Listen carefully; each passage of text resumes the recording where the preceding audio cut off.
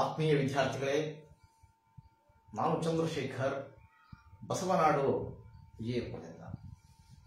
ಸ್ನೇಹಿತರೆ, ಇವತ್ತು ನಾವು ಸಾಮ್ರಾಟ್ ಅಶೋಕನ ಬಗ್ಗೆ ತಿಳಿದುಕೊಳ್ಳೋಣ.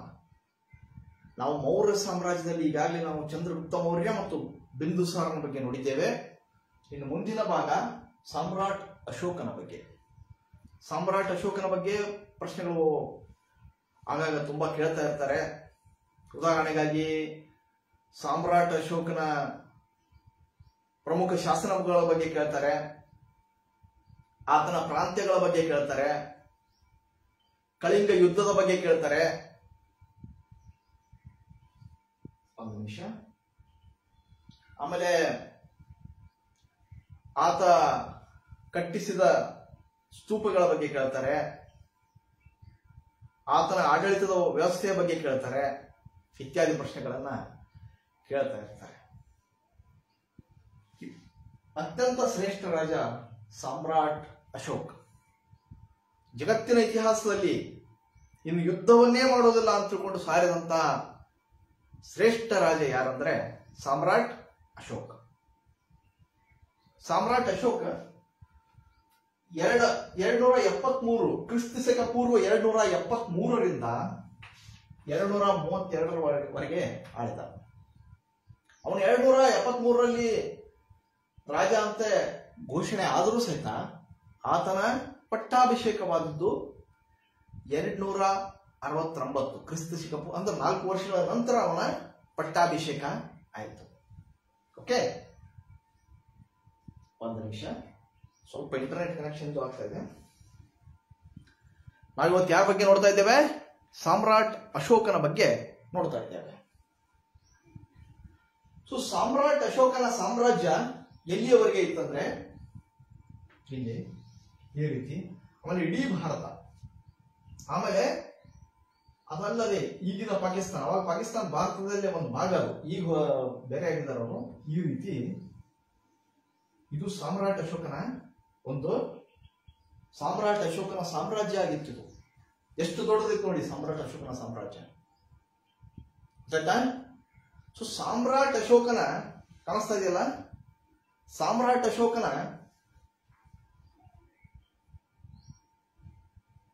ಪ್ರಾಂತ್ಯಗಳು ಯಾವ್ಯಾವಿದ್ವು? ಇದರಲ್ಲಿ ಕಳಿಂಗ ಮೊದಲು ಇರಲಿಲ್ಲ.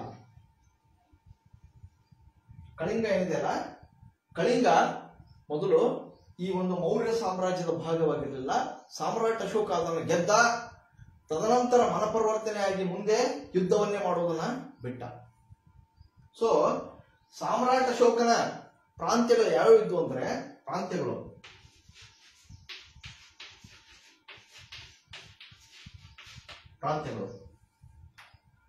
ಉತ್ತರ ಪಥ, ಇದು ಉತ್ತರ ಪಥ. ಓಕೆ, ಉತ್ತರ ಪಥಕ್ಕೆ ಗಾಂಧಾರ ಅಂತ ಕರೀತಾ ಇದ್ರು. ಗಾಂಧಾರ.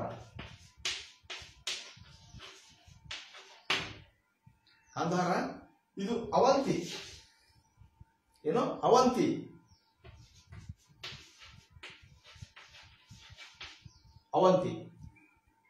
ಇದು ದಕ್ಷಿಣಾಪಥ.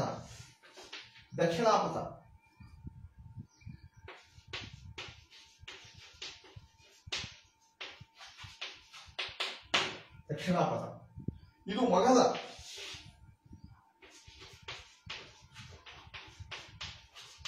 ಇಷ್ಟು ಮೊದಲೇ ಅವನಿಗೆ ರಾಜ್ಯ ಇತ್ತು. ಅವನ ಹಿರಿಯರಿಂದ ಇಷ್ಟು ಬಂದಿತ್ತು ಅವನಿಗೆ ರಾಜ್ಯ. ತದನಂತರ ಆತ ಗೆದ್ದದ್ದು ಯಾವುದಂದ್ರೆ ಕಳಿಂಗ.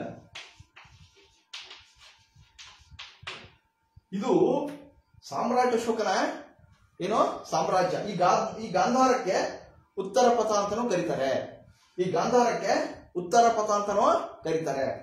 ಗಾಂಧಾರ, ಅವಂತ, ದಕ್ಷಿಣಾಪಥ, ಮಗಧ ಮತ್ತು ಕಳಿಂಗ ಇವು ಸಾಮ್ರಾಟ್ ಅಶೋಕನ ಸಾಮ್ರಾಜ್ಯಗಳು. ಈ ಪ್ರತಿಯೊಂದು ಪ್ರಾಂತ್ಯಕ್ಕೂ ಸಹಿತ ಒಂದೊಂದು ಕ್ಯಾಪಿಟಲ್ ಇತ್ತು. ಪ್ರತಿಯೊಂದು, ಈ ಗಾಂಧಾರದ ಕ್ಯಾಪಿಟಲ್ ಯಾವುದು? ತಕ್ಷಶಿಲಾ. ಗಾಂಧಾರದ ಕ್ಯಾಪಿಟಲ್ ತಕ್ಷಶಿಲಾ.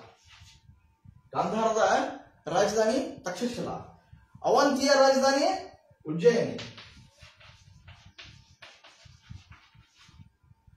ದಕ್ಷಿಣಾಪಥ ಅಂದ್ರೆ ಈಗಿನ ದಕ್ಷಿಣ ಪ್ರಸ್ಥಭೂಮಿ, ಅದರ ರಾಜಧಾನಿ ಸುವರ್ಣಗಿರಿ. ಸುವರ್ಣಗಿರಿ. ಮಗಧದ ರಾಜಧಾನಿ ಪಾಟ್ಲಿಪುತ್ರ, ಇವತ್ತಿನ ಪಾಟ್ನಾ.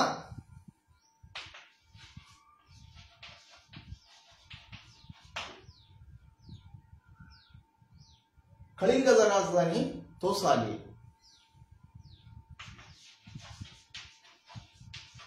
ನೋಡಿ, ನಾನು ಈಗ ಏನ್ ಹೇಳಿದೆ ಅಂದ್ರೆ ನಿಮ್ಗೆ ಅಶೋಕನ ಅಶೋಕನ ಆಡಳಿತ ಡಿಸೆಂಟ್ರಲೈಸ್ ಆಡಳಿತ, ವಿಕೇಂದ್ರೀಕೃತ ಆಡಳಿತ. ಅವನ ಆಡಳಿತದಲ್ಲಿ 5 ಪ್ರಾಂತ್ಯಗಳಿದ್ದವು: ಗಾಂಧಾರ, ಅವಂತಿ, ದಕ್ಷಿಣಾಪಥ, ಮಗಧ, ಕಳಿಂಗ. ಈ 5 ಪ್ರಾಂತ್ಯಗಳು ಅಶೋಕನ 5 ಪ್ರಾಂತ್ಯಗಳು. ಈ 5 ಪ್ರಾಂತ್ಯಗಳಿಗೆ 5 ರಾಜಧಾನಿಗಳಿದ್ದವು.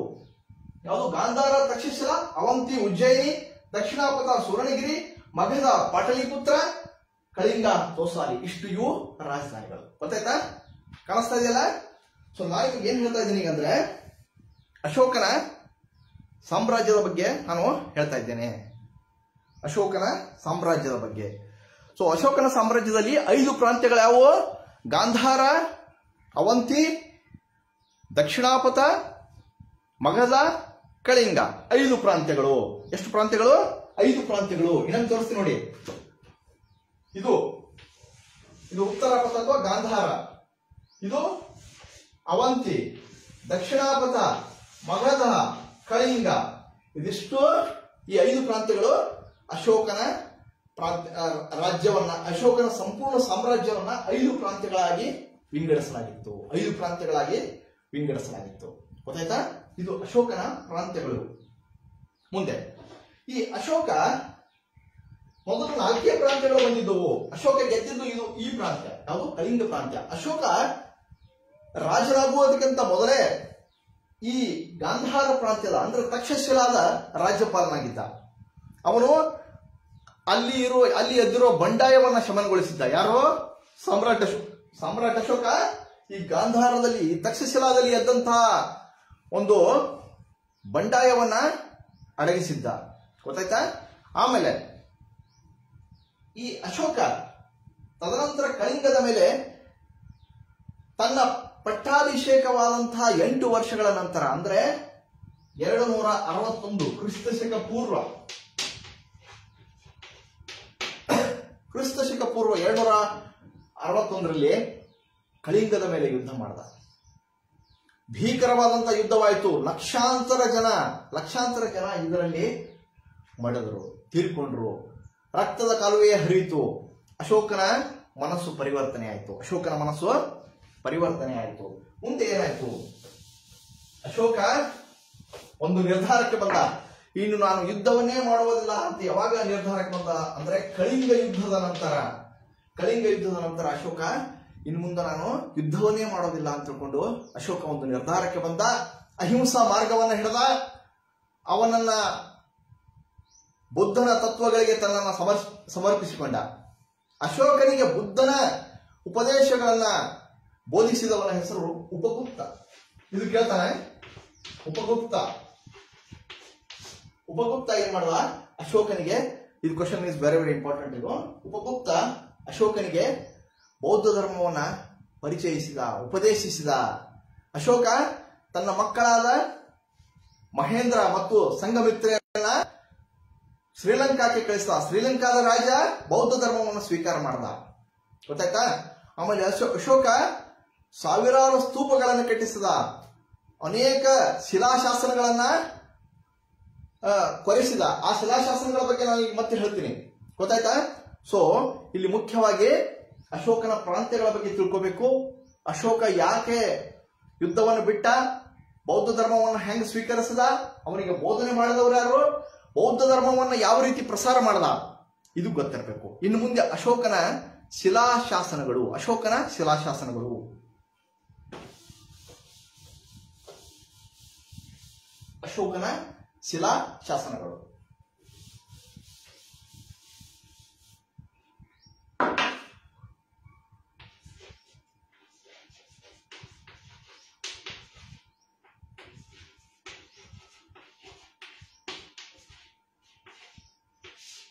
ಕಾಣಿಸ್ತಾ ಇದೆಯಲ್ಲ?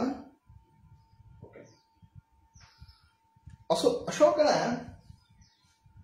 ಶಾಸನಗಳು ಒಟ್ಟು 4 ಭಾಷೆಯಲ್ಲಿವೆ. ಅಶೋಕನ ಶಾಸನಗಳು ಒಟ್ಟು ಎಷ್ಟು ಭಾಷೆಯಲ್ಲಿವೆ? ಕ್ಷಮಿಸಿ, ಅಶೋಕನ ಶಾಸನಗಳು 3 ಭಾಷೆಯಲ್ಲಿವೆ.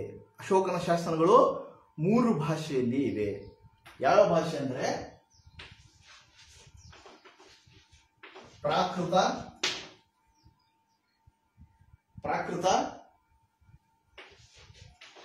ಅರಾಮಿಕ್. ಅಶೋಕನ ಶಾಸನಗಳು ಇಲ್ಲಿ ಭಾಷೆ ಅಂತ ಬರೀತೀನಿ ನಾನು. ನೋಡಿ, ಭಾಷೆ. ಅಶೋಕನ ಶಾಸನಗಳು 3 ಭಾಷೆಯಲ್ಲಿವೆ. ಯಾವಂದ್ರೆ ನೋಡ್ರಿ, ಸ್ಪಷ್ಟವಾಗಿ ನೋಡ್ಕೊಳ್ಳಿದ್ದು ಪ್ರಾಕೃತ, ಆಮೇಲೆ ಅರಾಮಿಕ್, ಆಮೇಲೆ ಗ್ರೀಕ್. ಎಷ್ಟು ಭಾಷೆಯಲ್ಲಿವೆ? ಪ್ರಾಕೃತ, ಅರಾಮಿಕ್, ಗ್ರೀಕ್ ಭಾಷೆಯಲ್ಲಿವೆ. ಈ ಪ್ರಾಕೃತ ಭಾಷೆಯಲ್ಲಿ ಇರುವ 2 ಲಿಪಿಗಳಲ್ಲಿವೆ. ಯಾವಂದ್ರೆ ಒಂದು ಬ್ರಾಹ್ಮಿ ಲಿಪಿ, ಇನ್ನೊಂದು ಖರೋಷ್ಠಿ ಲಿಪಿ.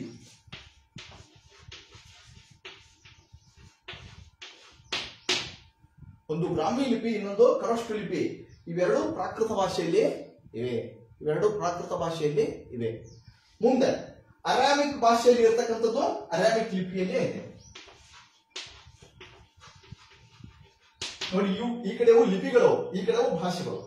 ಇವು ಲಿಪಿಗಳು, ಮೇಲೆ ಲಿಪಿಗಳು ಅಂತ ಬರ್ತೀವಿ ನೋಡ್ರಿ, ಲಿಪಿಗಳು. ಆಮೇಲೆ ಗ್ರೀಕ್ ಸಹಿತ ಗ್ರೀಕ್ ಲಿಪಿಯಲ್ಲೇ ಇದೆ. ಅಂದರೆ ಅಶೋಕನ ಶಾಸನಗಳು 3 ಭಾಷೆಯಲ್ಲಿವೆ. ಅಶೋಕನ ಶಾಸನಗಳು 3 ಭಾಷೆಯಲ್ಲಿವೆ, ಆದರೆ 4 ಲಿಪಿಗಳಲ್ಲಿವೆ. ಅಂದ್ರೆ ಪ್ರಾಕೃತದ ಭಾಷೆಯಲ್ಲಿ 2 ಲಿಪಿಗಳಲ್ಲಿವೆ, ಬ್ರಾಹ್ಮಿ ಮತ್ತು ಖರೋಷ್ಠಿ ಲಿಪಿಯಲ್ಲಿ. ಖರೋಷ್ಠಿ ಲಿಪಿಯನ್ನ ಬಲಗಡೆಯಿಂದ ಎಡಗಡೆಗೆ ಓದ್ತಾರೆ. ಎಲ್ಲಾ ಲಿಪಿಗಳು ಹೆಚ್ಚಾಗಿ ಲಿಪಿಗಳು ಎಡಗಡೆಯಿಂದ ಬಲಗಡೆಗೆ ಇದ್ರೆ, ಆ ಖರೋಷ್ಠಿ ಲಿಪಿ ಬಲಗಡೆಯಿಂದ ಎಡಗಡೆಗೆ ಇದೆ. ಯಾವುದು? ಖರೋಷ್ಠಿ ಲಿಪಿ. ಖರೋಷ್ಠಿ ಲಿಪಿ ಹೆಂಗಿದೆ? ಬಲಗಡೆಯಿಂದ ಎಡಗಡೆಗೆ ಇದೆ, ಈ ಕಡೆಯಿಂದ. ಗೊತ್ತಾಯ್ತಾ? ಖರೋಷ್ಠಿ ಲಿಪಿ ಉಲ್ಟಾ ಇದೆ, ಉರ್ದು ತರ ಲಿಪಿ ಇದೆ ಇದು. ಒಂದ್ಸಲ ಇದನ್ನ ಬರ್ಕೊಂಡ್ಬಿಡಿ. ಭಾಷೆಗಳು ಮತ್ತು ಲಿಪಿಗಳು, ಭಾಷೆಗಳು ಮತ್ತು ಲಿಪಿಗಳು. ಅಶೋಕನ ಶಾಸನಗಳು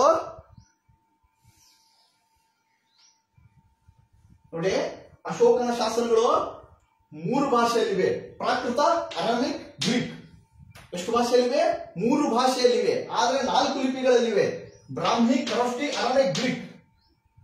ಅಶೋಕನ ಲಿಪಿಗಳು 3 ಭಾಷೆಯಲ್ಲಿ ಮತ್ತು 4 ಲಿಪಿಗಳಲ್ಲಿ ಇವೆ. ಓಕೆ, ಈಗ ನಾನು ಏನ್ ಮಾಡ್ತೀನಿ, ಭಾರತವನ್ನು ತೆಗೆದು ನಿಮಗೆ ತೋರಿಸ್ತೀನಿ. ಎಲ್ಲೆಲ್ಲಿ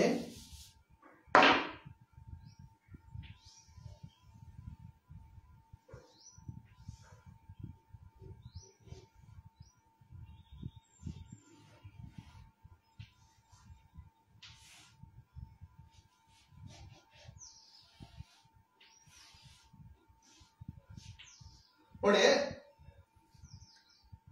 ಲಿಪಿಗಳನ್ನು ಹೇಳ್ತೀನಿ ನಾನು. ಇದು ಪೂರ್ತಿ ಇಲ್ಲೆಲ್ಲ ಯಾವ ಭಾಷೆ, ಯಾವ ಲಿಪಿಯಲ್ಲಿವೆ ಅಂದ್ರೆ, ಎಂಟೈರ್ ಈ ಭಾಗದಲ್ಲಿ ಯಾವ ಲಿಪಿಯಲ್ಲಿವೆ ಅಂದ್ರೆ ಬ್ರಾಹ್ಮಿ ಲಿಪಿ. ಇದು ಪ್ರಶ್ನೆ ತುಂಬಾ ಬಾರಿ ಕೇಳಿದ್ದಾರೆ.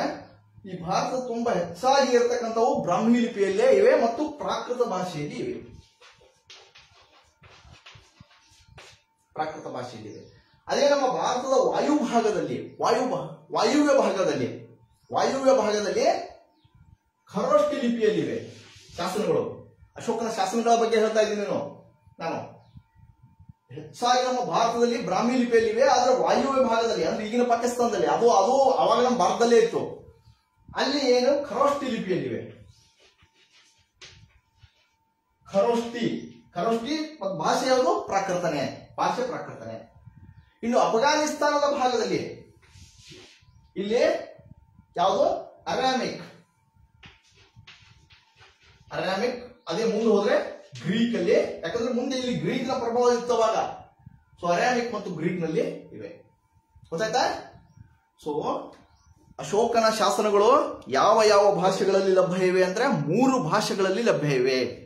ಪ್ರಾಕೃತ, ಅರಾಮಿಕ್, ಗ್ರೀಕ್ 4 ಲಿಪಿಗಳಲ್ಲಿವೆ.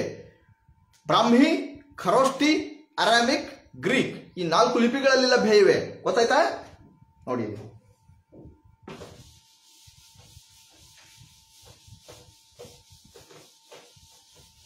ಇನ್ನೊಂದು ಹೇಳ್ತೀನಿ ನೋಡ್ರಿ. ಅಶೋಕನ ಶಾಸನಗಳು 3 ಭಾಷೆಗಳು ಯಾವುವು? ಪ್ರಾಕೃತ, ಅರಾಮಿಕ್, ಗ್ರೀಕ್. ಓಕೆ, ಈ ಪ್ರಾಕೃತ ಭಾಷೆಯಲ್ಲಿ ಇದ್ದಿದ್ದು ಕೆಲವೊಂದು ಹೆಚ್ಚಿನವು ಬ್ರಾಹ್ಮಿ, ವಾಯು ಭಾಗದಲ್ಲಿ, ನಮ್ಮ ಭಾರತದ ವಾಯುವ್ಯ ಭಾಗದಲ್ಲಿ ಇರತಕ್ಕಂಥವು ಖರೋಷ್ಠಿ. ಈ ಖರೋಷ್ಠಿ ಲಿಪಿ ಉಲ್ಟಾ ಇದೆ, ಉರ್ದು ತರ, ಬಲಗಡೆಯಿಂದ ಎಡಗಡೆ. ಆಮೇಲೆ ಅರಾಮಿಕ್ ನ ಲಿಪಿ ಯಾವುದು? ಅರಾಮಿಕ್. ನೋಡಿ, ಭಾಷೆ ಬೇರೆ, ಲಿಪಿ ಬೇರೆ. ಈಗ ಉದಾಹರಣೆಗೆ ದೇವನಾಗರಿ ಲಿಪಿ, ಹಿಂದಿಗೂ ಸಹಿತ ದೇವನಾಗರಿ ಲಿಪಿನೇ ಇದೆ, ಮರಾಠಿಗೂ ದೇವನಾಗರಿ ಲಿಪಿನೇ ಇದೆ. ಸೊ ಲಿಪಿ ಬೇರೆ, ಭಾಷೆ ಬೇರೆ. ಇವು ಭಾಷೆಗಳು, ಇವು ಲಿಪಿಗಳು, ಎರಡರ ಮೇಲೂ ಪ್ರಶ್ನೆ ಬರಬಹುದು, ಬಂದಿವೆ. ಗೊತ್ತಾಯ್ತಾ? ಅರಾಮಿಕ್ ಲಿಪಿಯಲ್ಲೇ ಇವೆ, ಗ್ರೀಕ್ ಲಿಪಿಯಲ್ಲೇ ಇವೆ. ನಾನೀಗ ಅಶೋಕನ ಶಾಸನಗಳ ಯಾವ ಭಾಷೆಯಲ್ಲಿವೆ ಮತ್ತು ಯಾವ ಲಿಪಿಯಲ್ಲಿವೆ ಅನ್ನೋದನ್ನ ನಾನು ಹೇಳಿದೆ. ಇನ್ನು ಕೆಲವೊಂದು ಅಶೋಕನ ಪ್ರಮುಖ ಶಾಸನಗಳ ಬಗ್ಗೆ ನಾನು ಹೇಳ್ತೇನೆ. ಪ್ರಮುಖ, very very important edicts of inscriptions of Ashoka. Let us see. Okay, ಕಾಣಿಸ್ತಾ ಇದೆಯಲ್ಲ?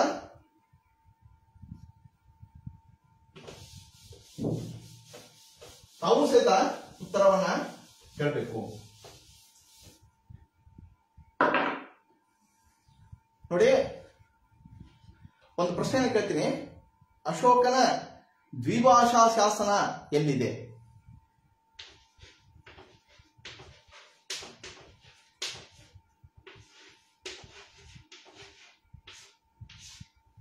ಅಶೋಕನ ದ್ವಿಭಾಷಾ ಶಾಸನ ಎಲ್ಲಿ ಲಭ್ಯವಾಗಿದೆ? ಮೈ ಕ್ವಶನ್ ಈಸ್ ಅಶೋಕನ ಬೈಲಿಂಗ್ವಲ್ ಇನ್ಸ್ಕ್ರಿಪ್ಷನ್ ಆಫ್ ಅಶೋಕ. ಅಶೋಕನ ಬೈಲಿಂಗ್ವಲ್ ಅಂದ್ರೆ ದ್ವಿಭಾಷಾ, 2 ಭಾಷೆಯಲ್ಲಿದೆ. ಅಶೋಕನ ದ್ವಿಭಾಷಾ ಶಾಸನ ಎಲ್ಲಿ ಲಭ್ಯವಾಗಿದೆ? ಆನ್ಸರ್ ನ ಕಮೆಂಟ್ ಮಾಡಿ ನೋಡೋಣ. ಆನ್ಸರ್ ನ ಕಮೆಂಟ್ ಮಾಡಿ. ಅಶೋಕನ ದ್ವಿಭಾಷಾ ಶಾಸನ ಎಲ್ಲಿದೆ, ಎಲ್ಲಿ ಲಭ್ಯವಾಗಿದೆ?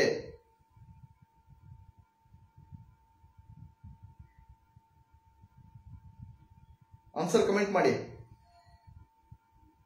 ನಿಮ್ಮ ಕಮೆಂಟ್ಸ್ ನೋಡ್ತಾ ಇದ್ದೀನಿ ನಾನು.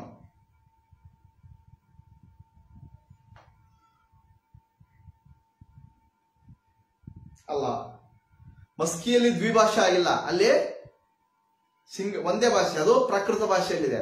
ವಿವೇಕ್ ಹಳ್ಳಿ ಅವರೇ, ಮಸ್ಕಿಯಲ್ಲಿ ದ್ವಿಭಾಷಾ ಶಾಸನ ಅಲ್ಲ ಅದು.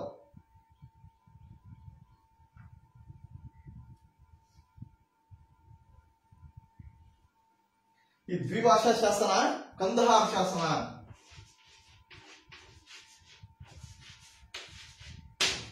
ಇದು ಏಕೈಕ ದ್ವಿಭಾಷಾ ಶಾಸನ, 2 ಭಾಷೆಯಲ್ಲಿದೆ. ಇದರಲ್ಲಿ ಮೊದಲು ಅರಾಮಿಕ್ ಅಲ್ಲಿದೆ, ಆಮೇಲೆ ಗ್ರೀಕ್ ಅಲ್ಲಿದೆ. ಒಂದೇ ಶಾಸನದಲ್ಲಿ 2 ಭಾಷೆಯಲ್ಲಿದೆ, ಅದೇ ಸೇಮ್ ಟ್ರಾನ್ಸ್ಲೇಷನ್ ಇದೆ, ಗ್ರೀಕ್ ಮತ್ತು ಅರಾಮಿಕ್. ಇದು ನೆನಪಿಡಿ, ವೆರಿ ವೆರಿ ಇಂಪಾರ್ಟೆಂಟ್ ಆಯ್ತು. ಕಂದಹಾರ್ ಶಾಸನ ಒಂದು ದ್ವಿಭಾಷಾ ಶಾಸನವಾಗಿದೆ. ಕಂದಹಾರ್ ಶಾಸನ ಒಂದು ದ್ವಿಭಾಷಾ ಶಾಸನವಾಗಿದೆ, ಬೈಲಿಂಗ್ವಲ್. ಓಕೆ, ಕಂದಹಾರ್ ಶಾಸನ ಒಂದು ದ್ವಿಭಾಷಾ ಶಾಸನವಾಗಿದೆ. ಗೊತ್ತಾಯ್ತಾ? ಇಲ್ಲೋ?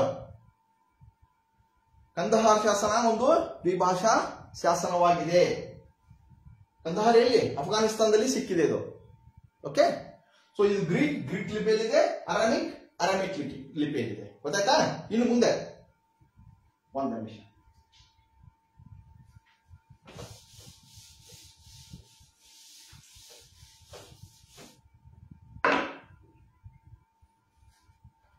ಮಸ್ಕಿ ಶಾಸನ.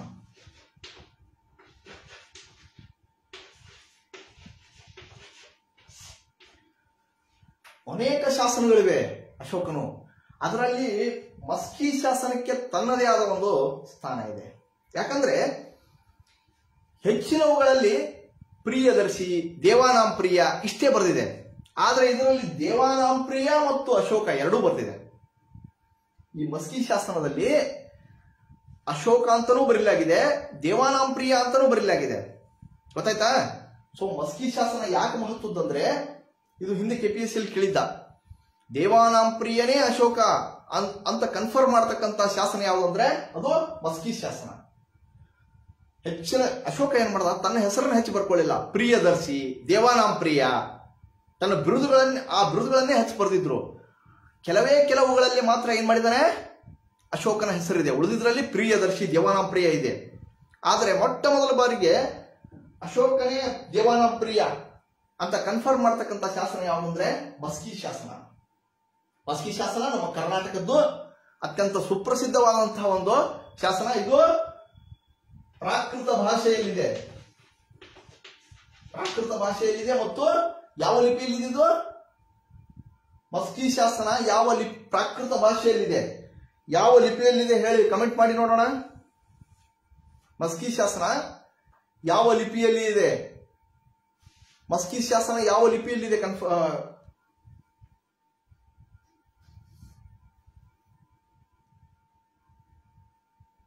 ಥ್ಯಾಂಕ್ ಯು ವಿವೇಕ್ ಹಳ್ಳಿ ಅವರೇ, ಥ್ಯಾಂಕ್ ಯು. ಕಮೆಂಟ್ ಮಾಡಿ, ಮಸ್ಕಿ ಶಾಸನ ಯಾವ ಲಿಪಿಯಲ್ಲಿದೆ ಕಮೆಂಟ್ ಮಾಡಿ. ಥ್ಯಾಂಕ್ ಯು ವಿವೇಕ್ ಹಳ್ಳಿ ಅವರೇ, ಥ್ಯಾಂಕ್ ಯು. ಮಸ್ಕಿ ಶಾಸನ ಯಾವ ಲಿಪಿಯಲ್ಲಿದೆ ಹೇಳಿ.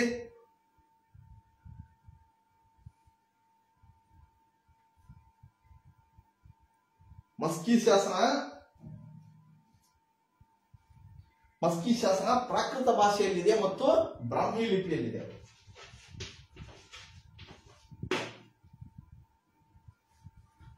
ಮಸ್ಕಿ ಶಾಸನ ಪ್ರಾಕೃತ ಭಾಷೆಯಲ್ಲಿದೆ ಮತ್ತು ಬ್ರಾಹ್ಮಿ ಲಿಪಿಯಲ್ಲಿದೆ. ಗೊತ್ತಾಯ್ತಾ? ಸರಿ, ಈಗ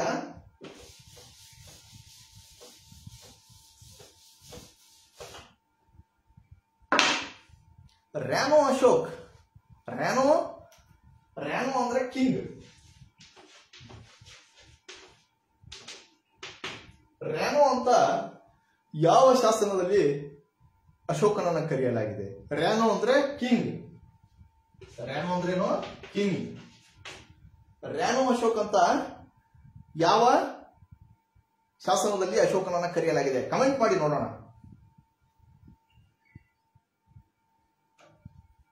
ವೆರಿ ಗುಡ್. ರ್ಯಾನೋ ಅಶೋಕ್. ರ್ಯಾನೋ ಅಶೋಕ್ ಅಂತ ಯಾವ ಶಾಸನದಲ್ಲಿ ಅಶೋಕನನ್ನ ಕರೆಯಲಾಗಿದೆ? My question is, in which inscription Ashoka has been called as the Rano?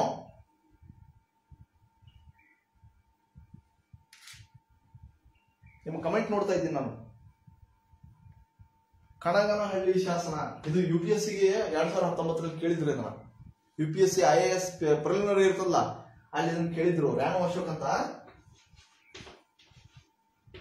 ಇದು UPSC ಕ್ವಶನ್. ಇದು UPSC 2019 ಅಲ್ಲಿ ಕೇಳಿದ್ರು ಇದನ್ನ. ರ್ಯಾನೋ ಅಶೋಕ್ ಅಂತ ಕಣಗನಹಳ್ಳಿ. ಇದು ಕರ್ನಾಟಕದಲ್ಲಿದೆ. ಕಣಗನಹಳ್ಳಿ ಭೀಮಾ ನದಿ ದಂಡಿ ಮೇಲಿದೆ ಕಣಗನಹಳ್ಳಿ. ಇಲ್ಲಿ ರ್ಯಾನೋ ಅಶೋಕ್ ಅಂತ ಅಶೋಕನನ್ನ ಕರೆಯಲಾಗಿದೆ. ಗೊತ್ತಾಯ್ತಾ? ಅಶೋಕನನ್ನ ಇಲ್ಲಿ ರ್ಯಾನೋ ಅಶೋಕ್ ಅಂತ ಕರೆಯಲಾಗಿದೆ. ಗೊತ್ತಾಯ್ತಾ?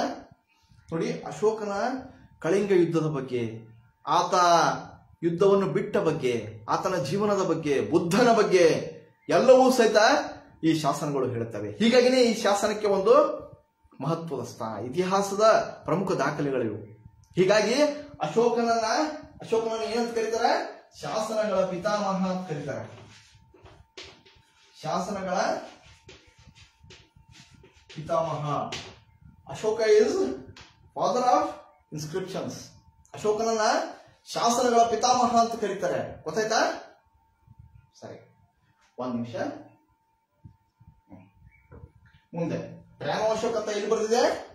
ರ್ಯಾನೋ ಅಂತ ಕಣಗನಹಳ್ಳಿ. ಮುಂದೆ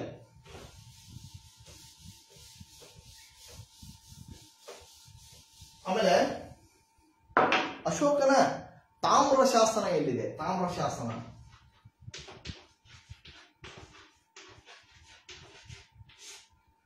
ಅಶೋಕನ ತಾಮ್ರ ಶಾಸನ ಎಲ್ಲಿದೆ? ಅಶೋಕನ ತಾಮ್ರ ಶಾಸನ ಎಲ್ಲಿದೆ? ತಾಮ್ರದ ಮೇಲೆಯೂ ಸಹಿತ ಬರೀಬಹುದಲ್ಲ. ತಾಮ್ರ ಶಾಸನ ಎಲ್ಲಿದೆ? ಕಮೆಂಟ್ ಮಾಡಿ.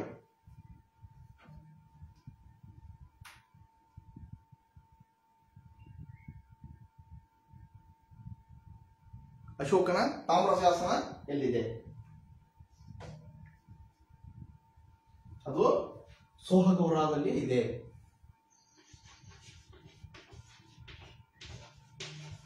ಸೋಹಗೌರಾದಲ್ಲಿ, ಉತ್ತರ ಪ್ರದೇಶದ ಸೋಹಗೌರಾದಲ್ಲಿ ತಾಮ್ರ ಶಾಸನ, ಅಶೋಕನ ತಾಮ್ರ ಶಾಸನ ಇದೆ. ಓಕೆ, ಈಗ ಕೆಲವೊಂದು ಪ್ರಶ್ನೆಗಳನ್ನು ಕೇಳ್ತೀನಿ ನೋಡಿ. ಅಶೋಕ ಅಂತ ತಿಳ್ಕೊಂಡು ಹೆಚ್ಚಿನಲ್ಲಿ ಏನಿದೆ? ಪ್ರಿಯದರ್ಶಿ ಇಲ್ಲ ದೇವಾನಾಂಪ್ರಿಯ ಇದೆ. ಮಸ್ಕಿ ಶಾಸನದಲ್ಲಿ ದೇವಾನಾಂಪ್ರಿಯ, ಅಶೋಕ ಎಲ್ಲ ಎರಡೂ ಇದೆ. ಈಗ ಅಶೋಕ ಅಂತ ಬಂದಿರತಕ್ಕಂಥ 4 ಶಾಸನಗಳಿವೆ. ಒಂದನೇದು ಮಸ್ಕಿ ಶಾಸನದಲ್ಲಿ ಅಶೋಕ ಅಂತ ಬಂದಿದೆ. ಆಮೇಲೆ ನಿಟ್ಟೂರು ಕರ್ನಾಟಕದಲ್ಲಿ ಇದೆ, ಇಲ್ಲಿ ಏನೋ ಅಶೋಕ ಅಂತ ಬಂದಿದೆ. ಆಮೇಲೆ ಗುಜರಾತ್, ಮಧ್ಯಪ್ರದೇಶದ ಗುಜರಾತಲ್ಲಿ ಸಹಿತ. ಆಮೇಲೆ ಇನ್ನೊಂದಿದೆ, ಎಲ್ಲಿ ಅಂದ್ರೆ ಉದ್ಗೋಲನ್. ನೋಡಿ, ಈ 4ರಲ್ಲಿ ಏನಾಗಿದೆ ಅಂದ್ರೆ ಅಶೋಕ ಅಂತ ಬಂದಂತಹ 4 ಶಾಸನಗಳು ಯಾವಂದ್ರೆ ನೋಡಿ, ಅಶೋಕನ ಸಾಕಷ್ಟು ಶಾಸನಗಳಿವೆ. ಅದರಲ್ಲಿ ಅಶೋಕ ಅಂತ ಬಂದಿರತಕ್ಕಂಥ 4 ಶಾಸನಗಳು. ಮತ್ತು ಉಳಿದಿರುವಲ್ಲಿ ಏನಿದೆ? ದೇವಾನಾಂಪ್ರಿಯ, ಪ್ರಿಯದರ್ಶಿ, ಈ ರೀತಿ ಇದೆ.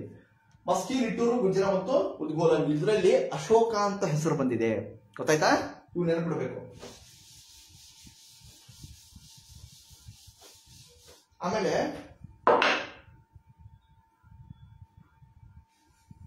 ಕೌಸಂಬಿಯಿಂದ ಪ್ರಯಾಗ್ರಾಜ್ಗೆ, ಅಂದ್ರೆ ಕೌಸಂಬಿಯಿಂದ ಅಲಹಾಬಾದ್ಗೆ ಸ್ತಂಭ ಶಾಸನವನ್ನ ಸ್ಥಳಾಂತರಿಸಿದವರು Akbar. Akbar shifted the pillar edict from the Kausambi to Prayagraj. ಗೊತ್ತಾಯ್ತಾ? ಇಷ್ಟು ಗೊತ್ತಾಯ್ತಾ? ಸರಿ, ಈಗ ನಿಮ್ಗೆ ನಾನು ಏನ್ ಹೇಳ್ತೀನಿ ಅಂದ್ರೆ ಕೆಲವೊಂದು ಅತಿ ಪ್ರಮುಖ ವಿಷಯಗಳನ್ನ ನಾನು ಹೇಳ್ತೀನಿ. ಅವುಗಳನ್ನ ಒಂದ್ಸಲ ರಿವಿಷನ್ ಮಾಡಿಬಿಡೋಣ. ಸೊ ಅಶೋಕನ 5 ಪ್ರಾಂತ್ಯಗಳು ಯಾವುವು? ಗಾಂಧಾರ, ಅವಂತಿ, ದಕ್ಷಿಣಾಪಥ, ಮಗಧ, ಕಳಿಂಗ. ಇವು ಏನೋ ಅಶೋಕನ 5 ಪ್ರಾಂತ್ಯಗಳು.